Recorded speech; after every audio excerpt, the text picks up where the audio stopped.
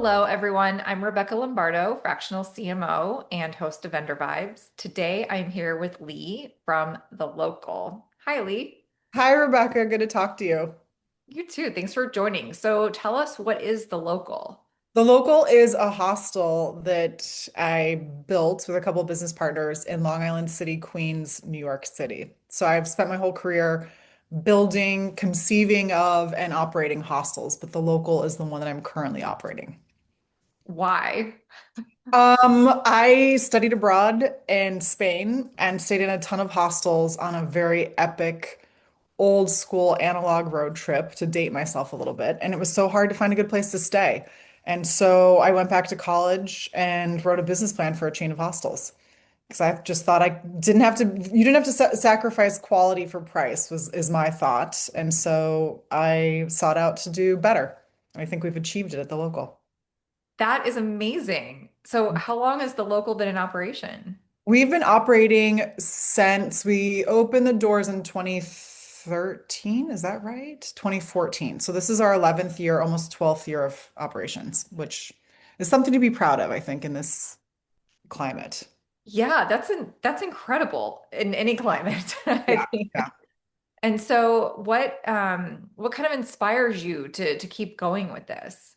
I love working with younger people, and it's as a hostel, our guests are kind of fixed at one age. I keep aging, they stay the same age, but it's really lovely just to meet people from all over the world, to create a space that is safe and welcoming for people from all walks of life, from all over the globe. That really keeps me going. I think hostels are places where people connect and make kind of unexpected friendships. And it's always been our mission to kind of create the spaces for that alchemy to happen. I like to refer to it as hostel magic.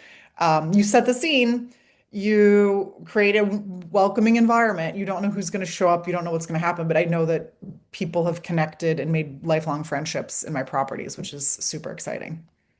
That is super exciting. Can you maybe share like an anecdote? Well, my favorite now that I'm a bit older and I'm not participating in the hostel magic so much, it's just fun to walk in the doors and there's an energy and you see that there are groups of people that I know checked in separately and all of a sudden are together, and that's cool to see. You're like, okay, this is happening. They're mixing. There's some live music is happening. There's a local artist from the neighborhood performing who I recognize. It's just this feeling you walk in, you're like, oh yeah, this is hostel magic. So that's happening to this day. Otherwise, even just my employee connections. I've got people who met at the properties that I've run who are now best friends for life. I've got other employees who've gotten married and have had kids, which at the end of the day, no matter what happens business-wise, win, lose, or draw, lives have been created from what we've built, which I think is really exciting. Wow. That is exciting. I mean, I don't think I mean, that's an unusual story. Yeah, there are at least two stories that I know of employees, or another one is an employee who met a guest and they fell in love and they're now married and have children. And so, yeah, that's pretty special. Interesting. So why this location? Oh, so New York, we're in Long Island City, Queens, which I remember the first time my business partner told me he was looking at property in Long Island City. I think I was still living in Spain when we were working on this, and I was like, what? Long Island? Long Island City, for the record, is not Long Island. It's in Queens. It is just across the river from Midtown Manhattan. You can see the UN building just across there. It's like a stone's throw almost.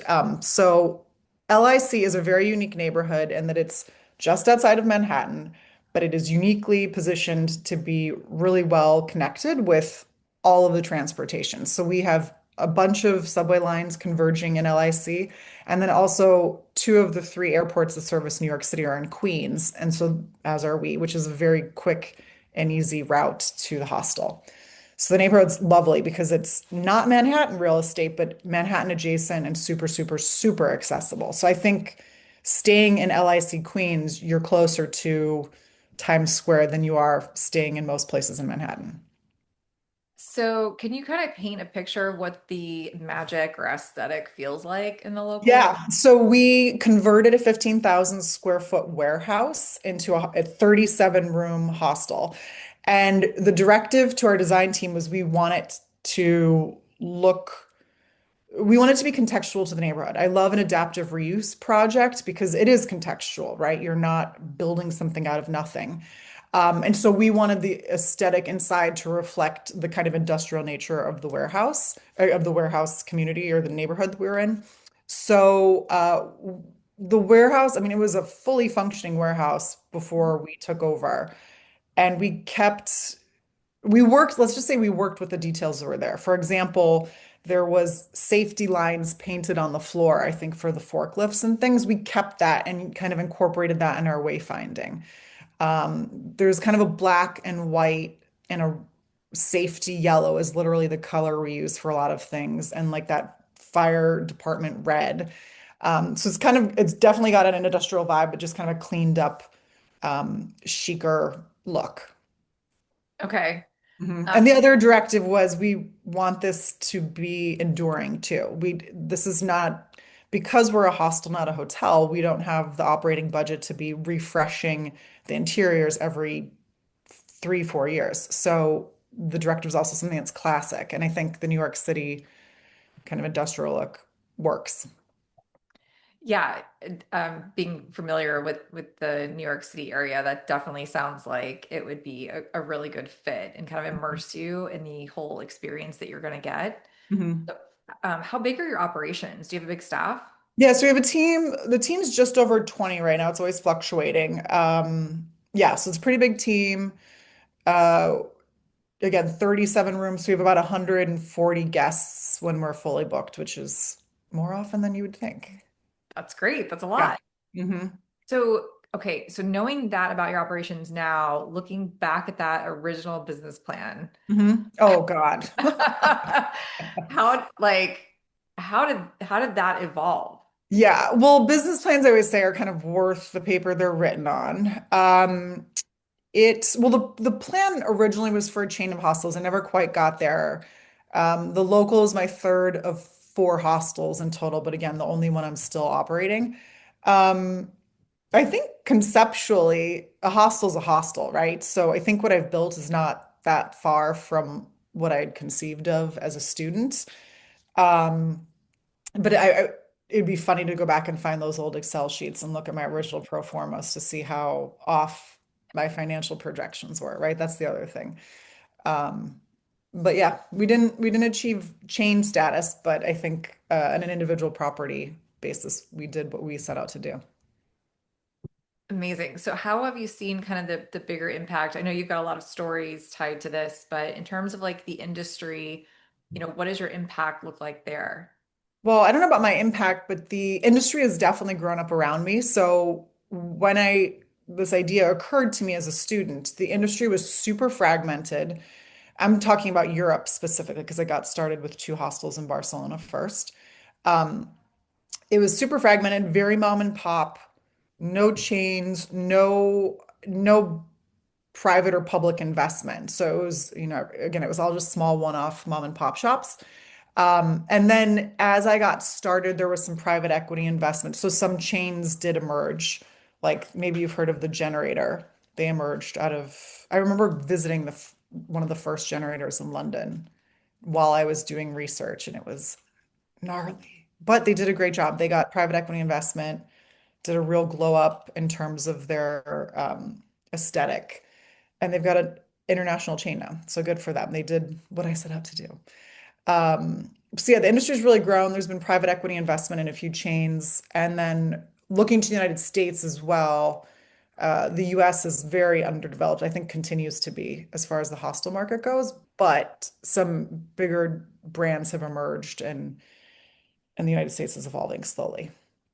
It's an interesting business model when you look at, what has happened with Verbo, Airbnb, and some of the other OTAs. Mhm. Do you feel like this is an untapped area?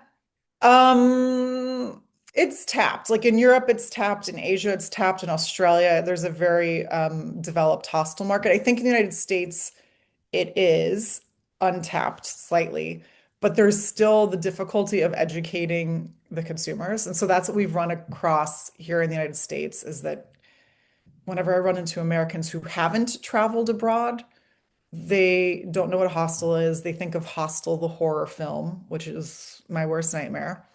Um, or they think it's just for students. And so that's the problem. The hostels in America, because it is an undeveloped market, it requires a lot of consumer education, which is difficult and a task that, I mean, I don't have the budget to take that on. Maybe it just needs some rebranding. It definitely does. The Hostel World tried. They did this cute campaign. Oh my God, I don't know how long ago this was. They had Mariah Carey stay in a really nice hostel. And it was like, oh, if the diva can handle the hostel, then this is for everyone. But I don't know what happened to that content. That was a long time ago. It was they're the ones who have the budget to take that on, to kind of reimagine and let everyone know that a hostel can be for anyone. For those who haven't traveled abroad, Mhm. I mean, the hostel is super economical. Yes. So people always ask me, what does a hostel mean? How do you define a hostel? For me, it's two things. It's economical because you're in most cases renting a bed instead of a whole room. And then second of all, it's a very much a social experience. So you go into it knowing you're going to meet people, especially if you're renting a bed instead of a room. You know you're sharing the room with other guests that you don't know. So you're going into it with an open mind, knowing that you're going to meet people. And then also hostels tend to have a lot of communal space. So we have a cafe and bar right when you walk in that's open to the public. There's study space, a big hangout lobby where we screen movies all the time. There's a guest kitchen and then a rooftop space to hang out as well. So that's common in most hostels where there's space for guests to hang and integrate and hence the social experience. I think the misunderstanding would probably come most frequently with the condition that the place is in, right? Yep. I And think that's something we're fighting against all the time.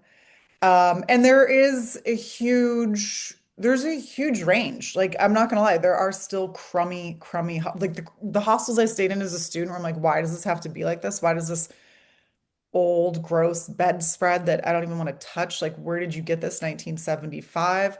Some of those places still exist. So one needs to be careful. But with experiential marketing and all of the social media that's out there, I think one can get a really clear picture on how nice a hostel is well before they arrive, which that's nice because that has also changed since I started operating.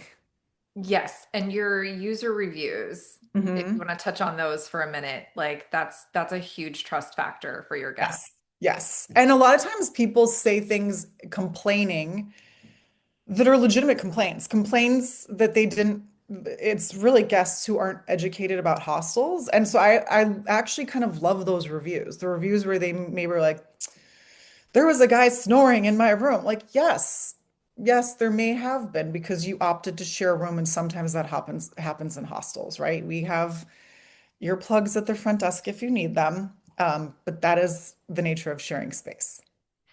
But you can choose to not share space too, right? Yes, thank you for pointing that out because many hostels, and ours included, have private rooms. And so I think that is the secret unlock. I think, especially for North American travelers looking for a hostel experience, but without being with strangers. And so, yes, many hostels have private rooms that are, in our case, it's a hotel room. You don't even have to share a bathroom. You've got a ensuite double room, and it's really just like a hotel, but you're in this social environment. I think I can only see more demand for this Hmm. if the communication can get out there about, what this is and how good it can be, Hmm. because the price is just unbeatable. Absolutely. And that has really fueled us. New York City is such an expensive city to stay. I mean, all year round, our high season is like 10 months straight. Um, and so, yes, a hostel is a wonderful option in cities that are otherwise inaccessible. We like to say that we're democratizing travel. I really don't, I think travel is a luxury experience. Like, I think travel is so important for a human being's worldview and development and sense of self in the world, but it doesn't need to be expensive. And I think hostels can play a huge part in that. I completely agree. Well, thank you so much for sharing all of this. If anybody hears this and wants to get in touch with you, what's the best way? I think on LinkedIn, I'm Lee Gonzalez. My management company is L and L Hospitality. And I'm sure my name will be posted so you can find this correct spelling and find me on LinkedIn. Perfect. Well, thank you so much for chatting with me today. Thanks, Rebecca. It was good to talk to you. You too. Cheers, everyone.